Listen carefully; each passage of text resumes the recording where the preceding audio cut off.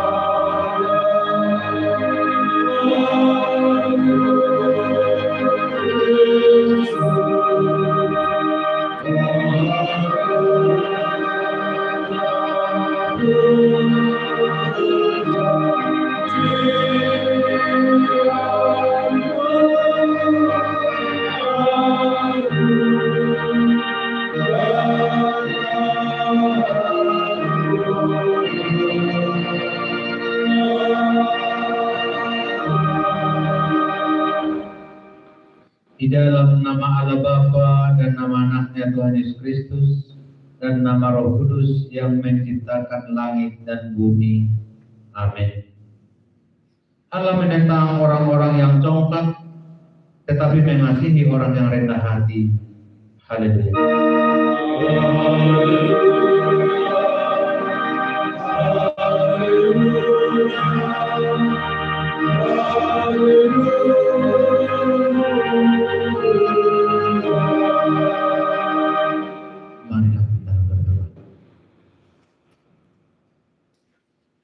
Bapa Surgawi, Bapa dari kekal hingga kekal, kami berkumpul untuk mempersembahkan pujian dan ucapan syukur bagimu. Pada hari ini kami diberi kesempatan yang baru untuk melaksanakan rapat pendeta GKRI. Biarlah melalui pertolongan Roh Kudus, seluruh pendeta GKRI semakin memahami dan diberikan kemampuan untuk mengikuti dengan penuh ketekunan. Ajar kami untuk memelihara komitmen kami sebagai teman sekerja Allah, agar lebih sungguh-sungguh mengikuti rapat pendeta ini. Terimalah permohonan kami di dalam nama Tuhan Yesus Kristus. Amin. Kita bernyanyi dari buku ibadah Lutera nomor 252, kami puji di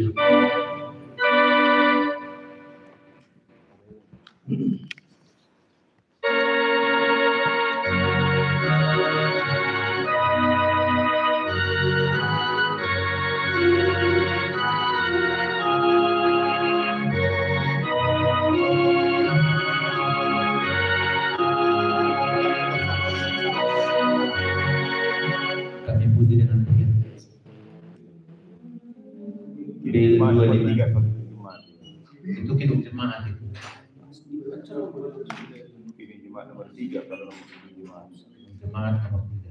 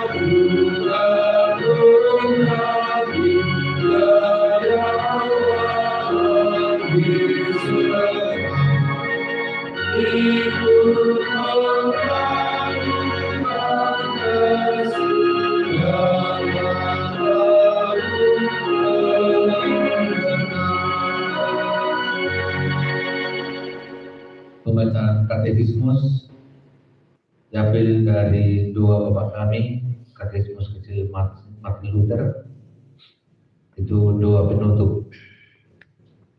Karena Engkau yang mempunyai kerajaan dan kuasa dan kemuliaan sampai selama-lamanya. Amin. Maksudnya adalah amin, yaitu ya, sesungguhnya permintaanmu didengar, supaya saya menjadi yakin bahwa permintaan saya dikabulkan dan didengar Bapa yang di sorga. Sebab Dia sendirilah yang menyuruh kita meminta, dan Ia telah menjanjikan untuk mendengar doa kita. Marilah kita memohon kekuatan dari Tuhan untuk melakukan hukum-Nya. Ya Tuhan, berilah kami kekuatan untuk melakukan hukum. Amin. Kembali bernyanyi dari buku Ibadah Lutheran nomor 155, Yesus kawan setia.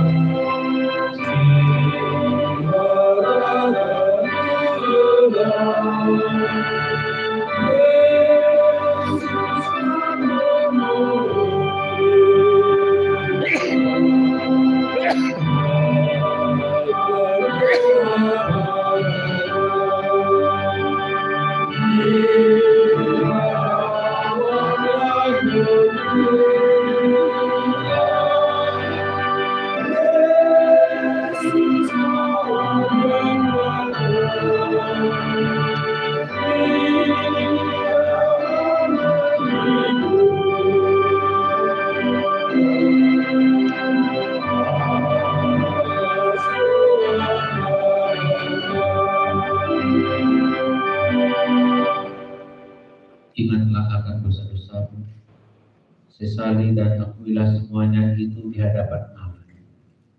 Marilah kita berdoa.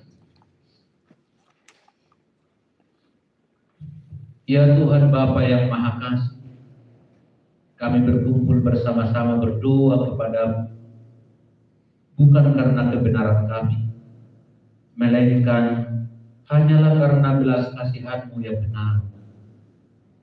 Kasihanilah dan ampunilah segala dosa dan kelemahan kami.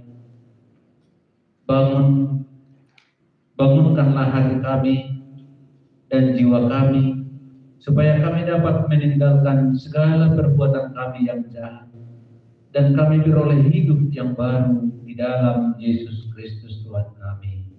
Amin.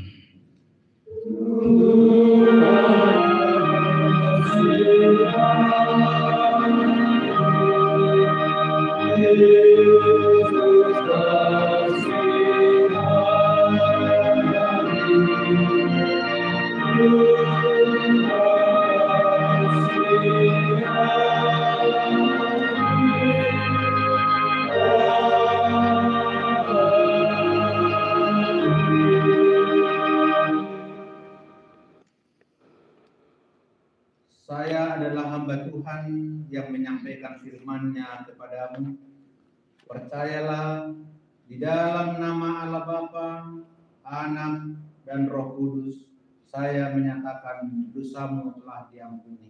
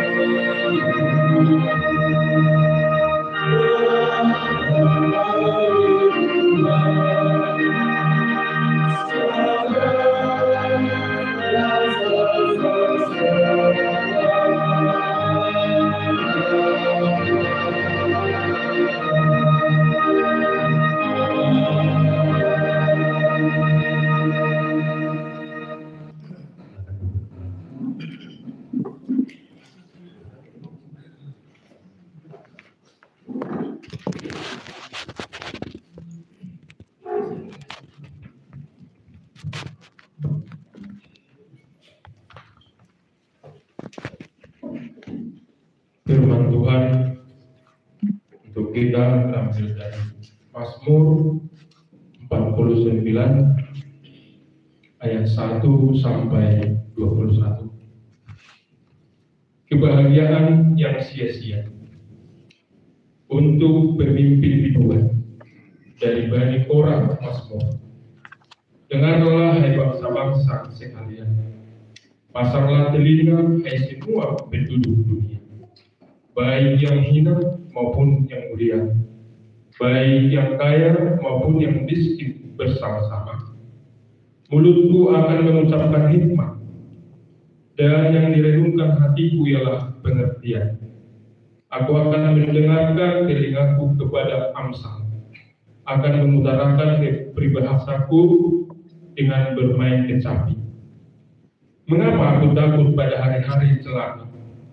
Pada waktu aku dikepung oleh kejahatan pengejar-pengejarku, mereka yang percaya akan harta benda dan memegahkan diri dengan banyaknya kekayaan mereka. Tidak seorang pun dapat membebaskan diri atau memberikan tebusan kepada Allah ganti nyawanya, karena terlalu mahal harga pembebasan nyawanya dan tidak memadai untuk selama-lamanya, supaya ia tidak hidup untuk seterusnya dan tidak melihat lubang kubur. Sungguh akan dilihatnya orang-orang yang mempunyai hikmat mati, orang-orang bodoh dan lungu pun binasa bersama-sama dan meninggalkan harta benda mereka untuk orang lain. Kubur mereka ialah rumah mereka untuk selama-lamanya, tempat kediaman mereka turun-temurun. Mereka menganggap ladang-ladang milik mereka. Tetapi dengan segala kegemilangannya, manusia tidak dapat bertahan. Ia boleh disamakan dengan hewan yang dibinasakan. Inilah jalannya orang-orang yang percaya kepada dirinya sendiri. Ajal orang-orang yang gemar akan perkataannya sendiri. Seperti domba mereka meluncur dunia orang mati, digembalakan oleh maut. Mereka turun langsung ke kubur, perawakan mereka hancur, dunia orang mati menjadi tempat kediaman mereka. Tetapi Allah akan membebaskan nyawaku dari cengkraman dunia orang mati, sebab Dia akan menarik aku. Janganlah takut apabila seorang menjadi kaya, apabila kemuliaan keluarganya bertambah, sebab pada waktu matinya semua itu tidak akan dibawanya, serta kemuliaannya tidak akan turun mengikut dia. Sekalipun ia menganggap dirinya berbahagia pada masa hidupnya, sekalipun orang menyanjung karena ia berbuat baik kepada dirinya sendiri, namun ia akan sampai kepada angkatan nenek moyangnya yang tidak akan melihat terang untuk seterusnya. Manusia yang dengan segala kemilangannya tidak mempunyai pengertian boleh disamakan dengan hewan yang dibinasakan. Inilah firman Allah. Kita mendengarkan penemuan dari Perjanjian Lama tertulis di 2 Raja-Raja pasal 15 ayat 17 sampai 38. Dalam tahun ke-39 zaman Asaria, Raja Yehuda, Menahem bin Gadi menjadi raja atas Israel. Ia memerintah 10 tahun lamanya di Samaria. Ia melakukan apa yang jahat di mata Tuhan. Sepanjang umurnya, ia tidak menjauh dari dosa-dosa Yerobeam bin Nebat yang mengakibatkan orang Israel berdosa pula. Pul, Raja Asyur, datang menyerang negeri itu. Lalu Menahem memberi 1000 talenta perak kepada Pul, supaya dibantunya dia mengokohkan kerajaan itu di tangannya. Menahem mengeluarkan uang ini atas beban Israel dan atas beban semua orang yang kaya raya untuk diberikan kepada Raja Asyur. 50 sikal perak dari setiap orang. Lalu pulanglah Raja Asyur dan ia tidak tinggal di sana di negeri itu. Selebihnya dari riwayat Menahem dan segala yang dilakukannya, bukankah semuanya itu tertulis dalam kitab sejarah Raja-Raja Israel? Kemudian Menahem mendapat perhentian bersama-sama dengan nenek moyangnya. Maka Pekahia anaknya menjadi raja menggantikan dia. Dalam tahun ke-50 zaman Asaria, Raja Yehuda, Pekahia anak Menahem menjadi raja atas Israel di Samaria. Ia memerintah 2 tahun lamanya. Ia melakukan apa yang jahat di mata Tuhan. Ia tidak menjauh dari dosa-dosa Yerobeam bin Nebat yang mengakibatkan orang Israel berdosa pula. Lalu pewarisnya, yakni Pekah bin Remalia, mengadakan persepakatan melawan dia dan membunuh dia di Samaria, di puri istana raja. Berserta dia ada Argob dan Ariel serta 50 orang dari Bani Gilead. Dibunuhnya lah Pekahia, kemudian menjadi raja menggantikan dia. Selebihnya dari riwayat Pekahia dan segala yang dilakukannya, sesungguhnya semuanya itu tertulis dalam kitab sejarah Raja-Raja Israel. Dalam tahun ke-52 zaman Asaria, Raja Yehuda, Pekah bin Remalia menjadi raja atas orang Israel di Samaria. Ia memerintah 20 tahun lamanya. Ia melakukan apa yang jahat di mata Tuhan. Ia tidak menjauh dari dosa-dosa Yerobeam bin Nebat yang mengakibatkan orang Israel berdosa pula. Dalam zaman Pekah, Raja Israel, datanglah Tiglat-Pileser, Raja Asyur. Direbutnya lah Iyon, Adil bin Ma'akah, Yanoah, Kedes dan Hajor, Gilead dan Galilea, seluruh tanah Naftali. Lalu diangkutnya penduduknya ke Asyur ke dalam pembuangan. Hosea bin Ela mengadakan Pekah bin Remalia. Dibunuhnyalah dia. Kemudian dia menjadi raja menggantikannya dalam tahun ke-20 zaman Yotam bin Uzziah. Selebihnya dari riwayat Pekah dan segala yang dilakukannya, sesungguhnya semuanya itu tertulis dalam kitab sejarah raja-raja Israel. Dalam tahun kedua zaman Pekah bin Remalia raja Israel, Yotam anak Uzziah raja Yehuda menjadi raja. Ia berumur 25 tahun pada waktu ia menjadi raja, dan 16 tahun lamanya ia memerintah di Yerusalem. Nama ibunya ialah Yerusa anak Jadok. Ia melakukan apa yang benar di mata Tuhan, tepat seperti yang dilakukan Uzziah ayahnya. Namun demikian, bukit-bukit pengorbanan tidaklah dijauhkan. Bangsa itu masih mempersembahkan dan membakar korban di bukit-bukit itu. Ia mendirikan pintu gerbang tinggi di rumah Tuhan. Selebihnya dari riwayat Yotam, apa yang dilakukannya? Bukankah semuanya itu tertulis dalam kitab sejarah raja-raja Yehuda? Mulai zaman itu, Tuhan menyuruh Rezin, raja Aram, dan Pekah bin Remalia menyerang Yehuda.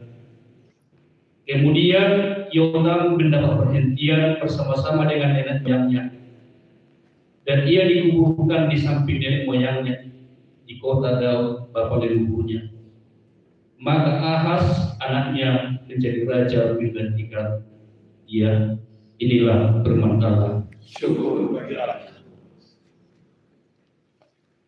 Dengarlah firman Tuhan yang tertulis dalam Perjanjian Baru, Matius 24 ayat 15 sampai dengan ayat 35.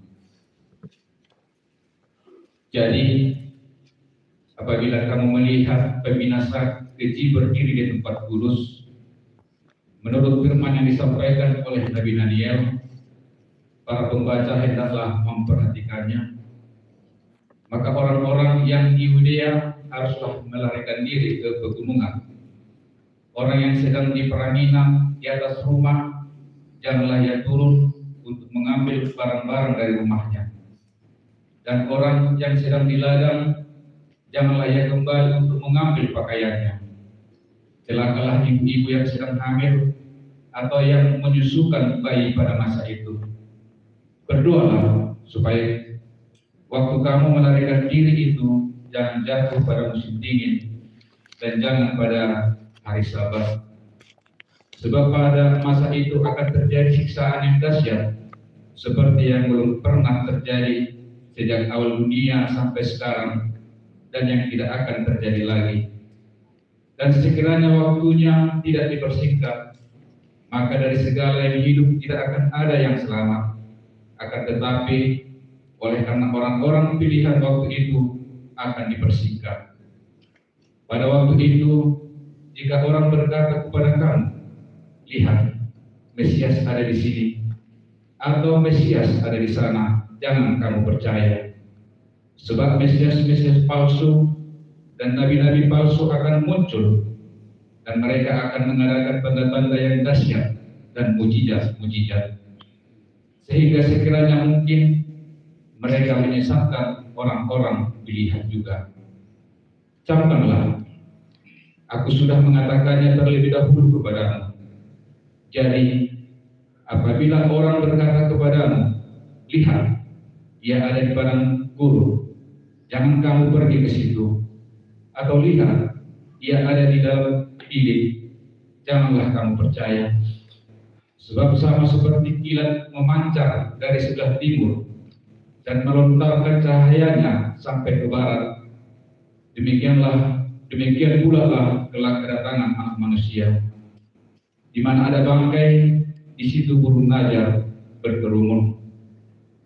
Segera sesudah siksaan pada masa itu, matahari akan menjadi gelap dan bulan tidak bercahaya, dan bintang-bintang akan berjatuhan dari langit, dan kuasa-kuasa langit akan puncak.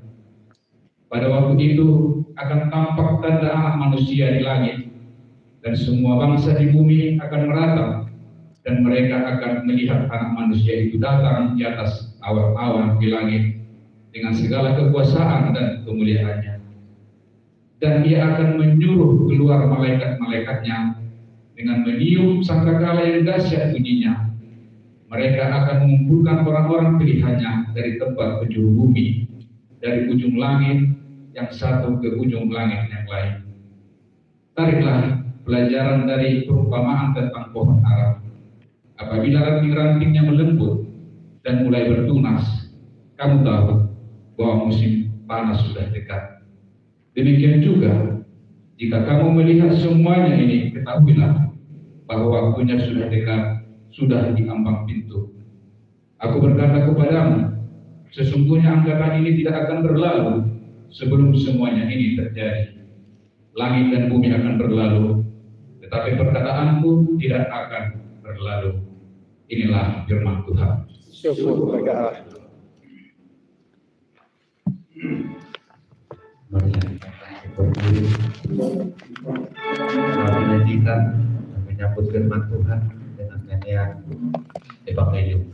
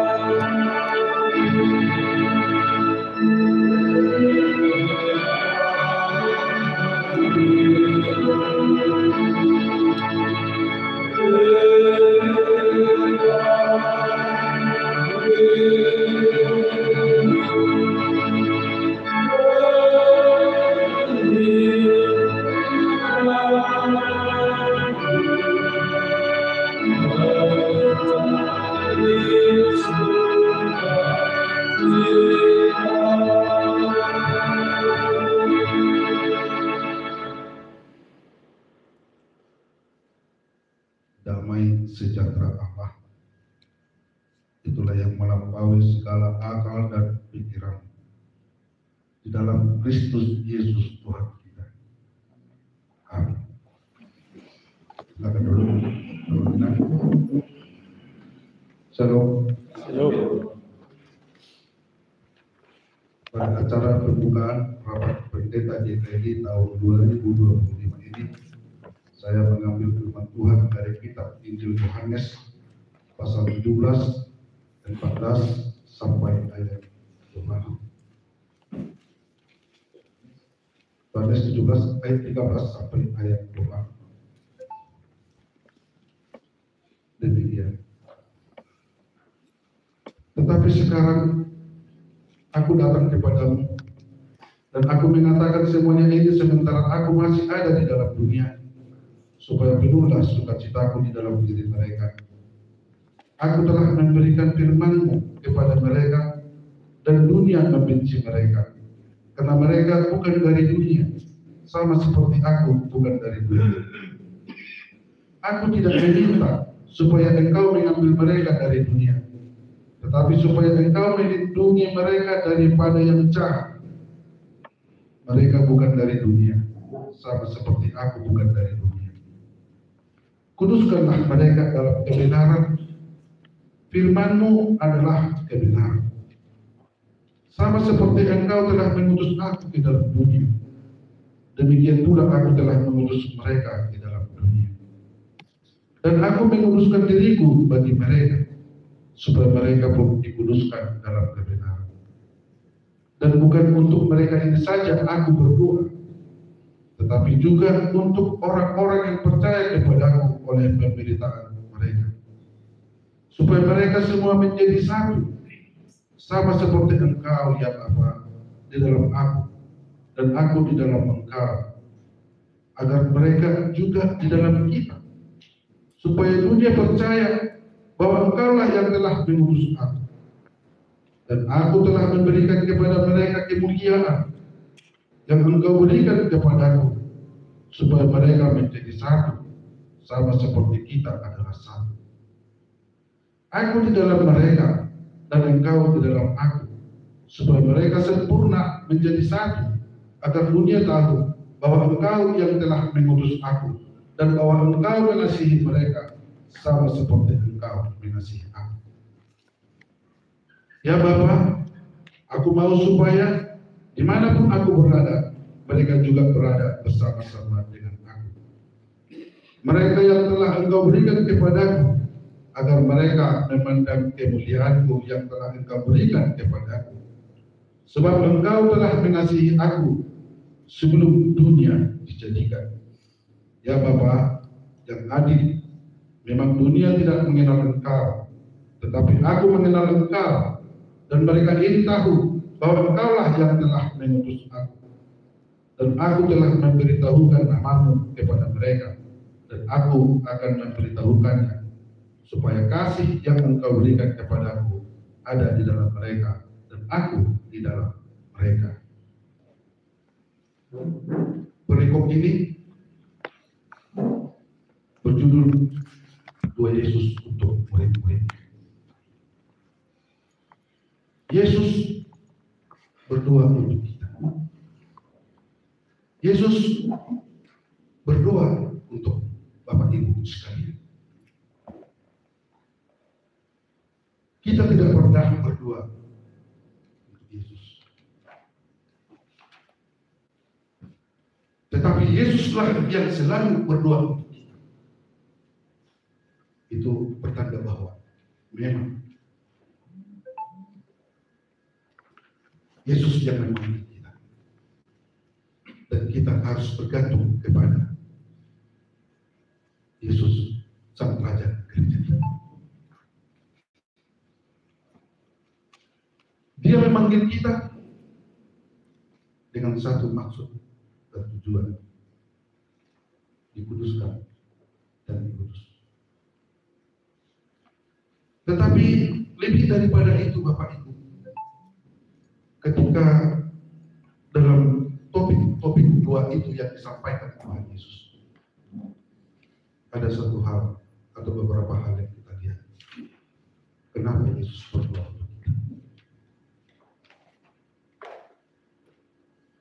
Di dalam ayat 14 dikatakan, aku telah memberikan firman-Mu kepada mereka dan dunia membenci mereka, karena mereka bukan dari dunia, sama seperti aku bukan dari dunia. Ternyata Tuhan Yesus menggumuli ketika Dia telah menyampaikan firman-Nya kepada kita, ketika Dia telah datang dari surga. Ternyata dunia memang membenci Yesus dan juga membenci kita. Dunia membenci mereka karena mereka bukan dari dunia, sama seperti aku bukan dari dunia. konsekuensi mengikut Tuhan, siap untuk dibenci.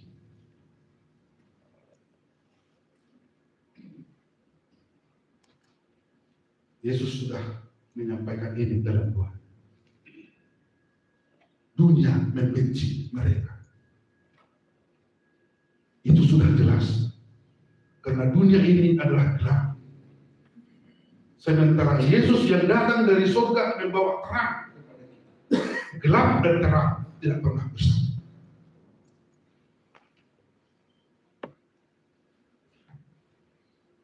Dan Yesus tahu bahwa kita memiliki banyak keterbatasan untuk menghadapi dunia yang penuh dengan kejahatan ini.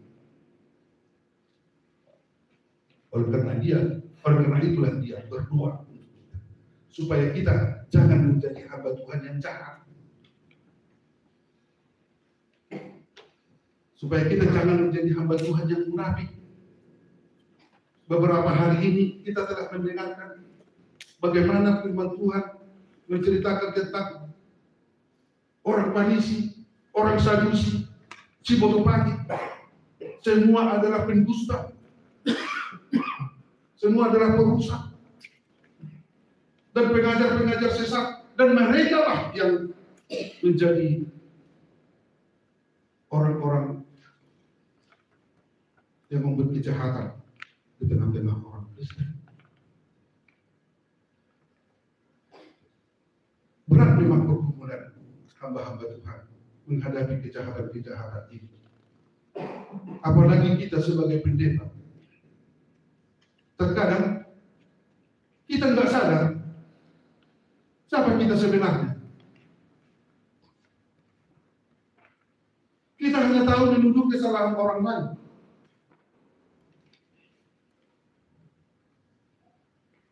Kita hanya tahu mengucapkan dosa-dosa orang lain. Tapi kita tidak pernah bercermin.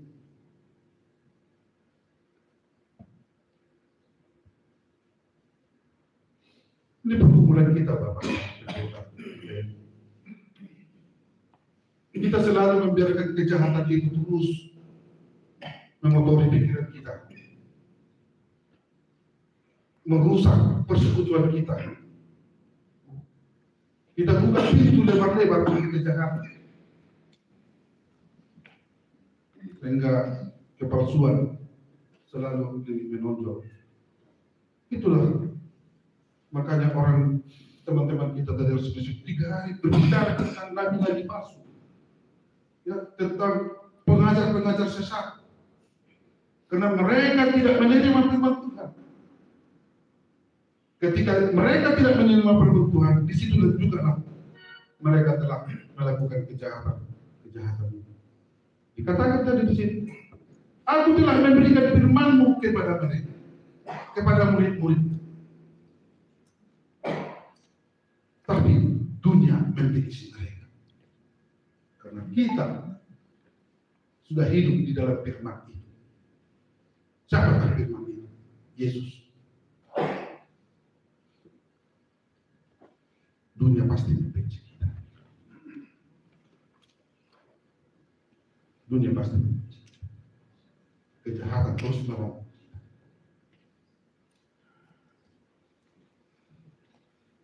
Oleh karena itu, jangan kalah kita dibuat oleh kejahatan. Doa Yesus, aku telah memberikan firman-Mu kepada mereka.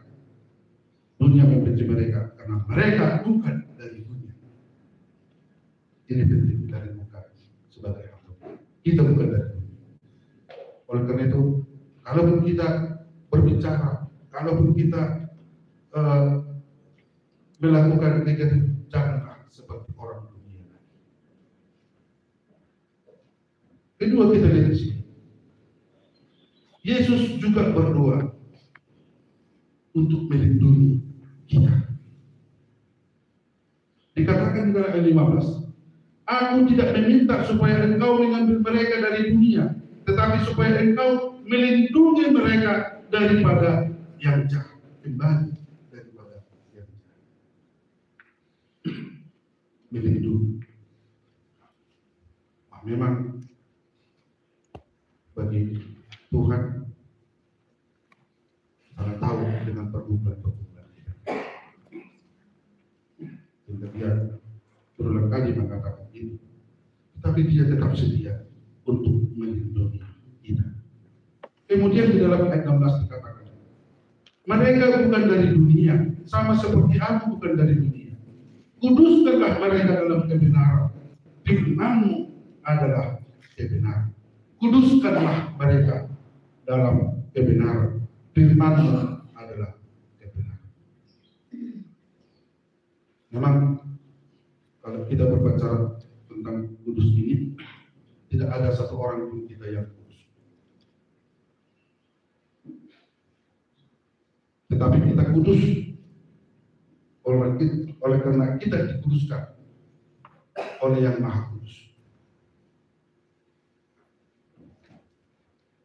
Jangan lupa kita bahwa kita tidak ada orang yang kudus. Kenapa kudus kok dulu? Tapi kita tidak ada.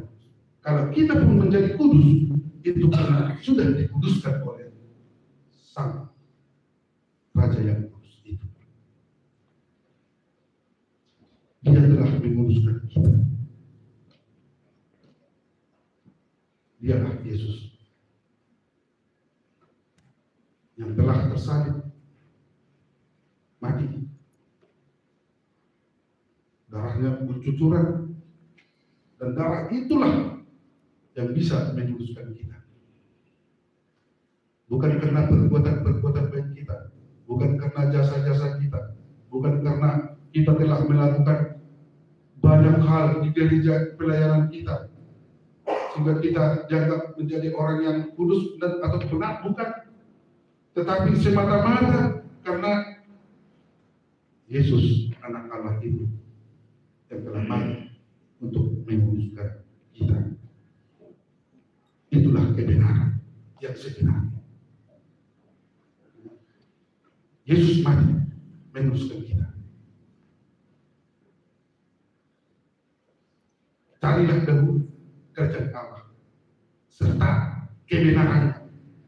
Kebenarannya ini sering kita tinggalkan dan sering kita lupakan. Kebenaran itu, kebenaran Allah adalah Yesus anak Allah mati kayu salib untuk menguduskan dan menebus dosa kita. Kemudian kita lihat di dalam ayat 21 lagi bagaimana Yesus berdoa untuk kita supaya mereka semua menjadi satu, sama seperti Engkau ya Bapa di dalam aku dan aku di dalam Engkau, agar mereka juga di dalam kita, supaya dunia percaya bahwa Engkaulah yang telah mengutus aku, supaya mereka menjadi satu. Kita ini banyak, ada 50 orang.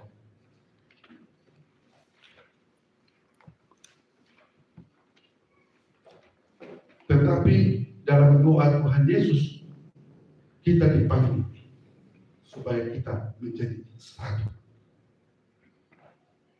Bukan 50, tetapi supaya kita menjadi satu. Satu di dalam Tuhan. Satu di dalam penyelamatan. Satu di dalam pengakuan, di dalam konfes. Tidak berlain-lain kondisi kita. Ini telah kita uji.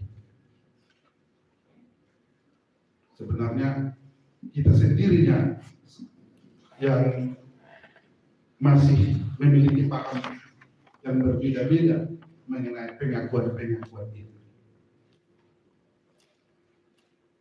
Makanya banyak pertanyaan. Mereka semakin suka, semakin banyak. Terus pertanyaan.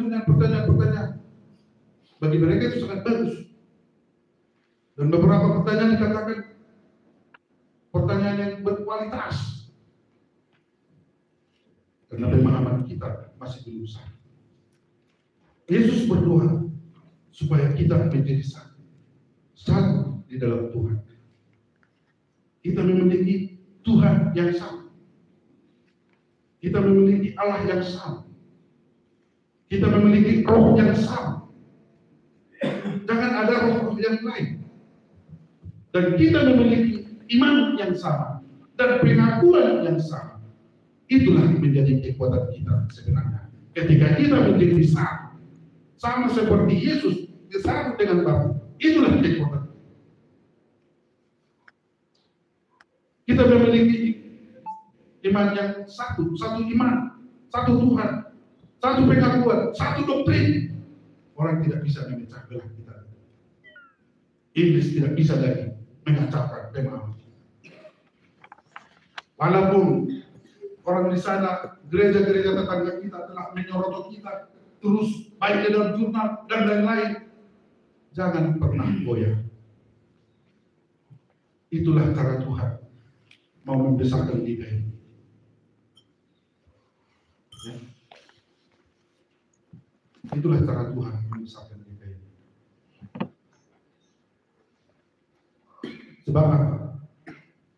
Orang yang di luar firman Tuhan tidak senang dengan melihat gereja yang benar. Mereka selalu mengacaukan kita, ya, mengobok-obok kita, dan itu telah kami rasakan. Tetapi jangan gentar. Karena apa? Ada Tuhan kita, Tuhan yang melindungi kita, Tuhan yang memperhatikan kita, dan Tuhan yang membuat kita satu.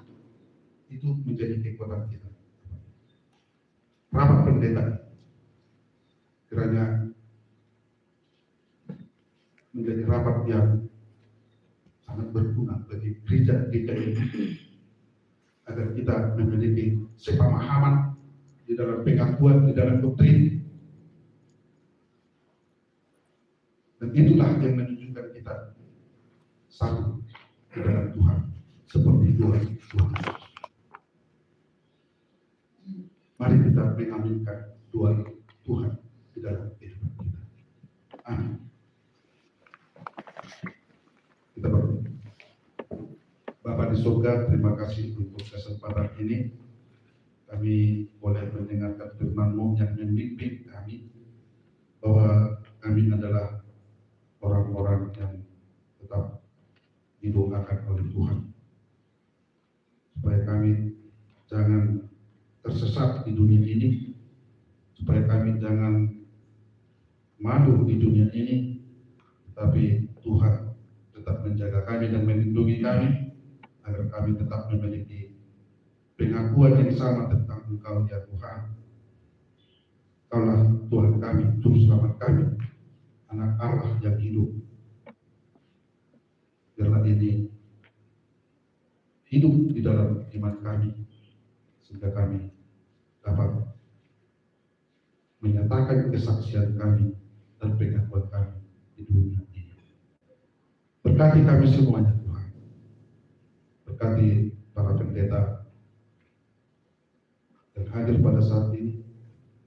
Berkati juga keluarga, berkati anak-anak dimanapun mereka berada, supaya Tuhan menyertai.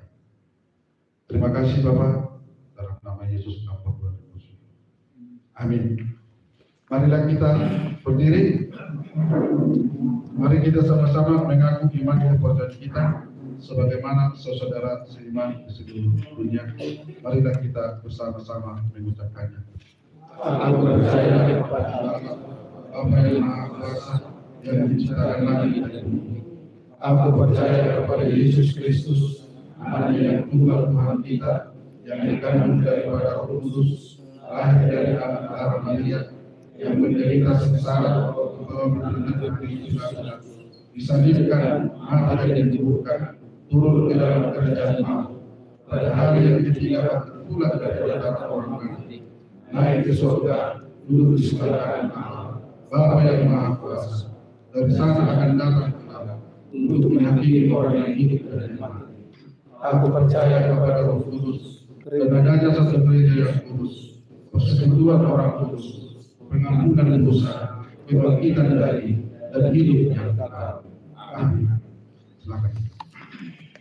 Kita kembali bernyanyi dan mengumpulkan persembahan. Kita bernyanyi dari buku Ibadah Literal 560 dari Tertiban Cara Kecil nomor 19, 560. Tuhan pimpin anakku.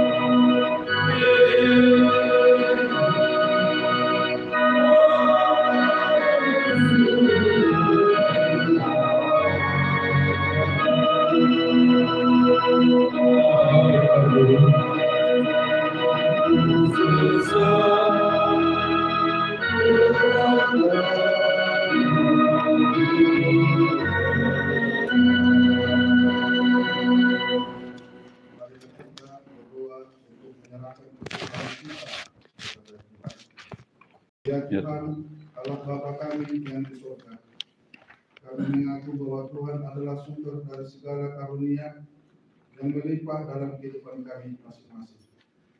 Sebagian dari karunia itu kami serahkan kembali menjadi persembahan kepada Tuhan. Terimalah dan berkatilah persembahan umat ini agar dapat kami pergunakan untuk pekerjaan dan pelayanan kerajaan Tuhan ini. Bukalah hati kami untuk mengenal betapa banyak berkat dan karunia yang kami peroleh dari Tuhan, supaya kami senantiasa bersyukur kepadamu. Dalam nama Yesus Kristus Tuhan kami. Amin.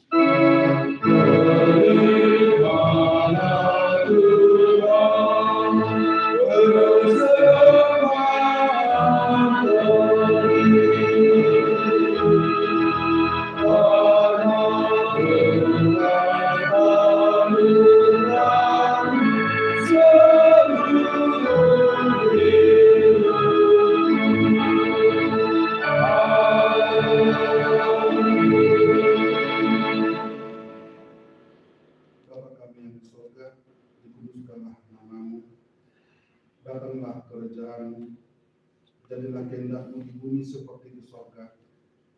Berikanlah kami pada hari ini makanan kami yang secukupnya, dan ampunilah kami akan kesalahan kami, seperti kami juga telah mengampuni orang yang bersalah kepada kami. Dan janganlah membawa kami ke dalam pencobaan, tetapi lepaskanlah kami daripada yang jahat.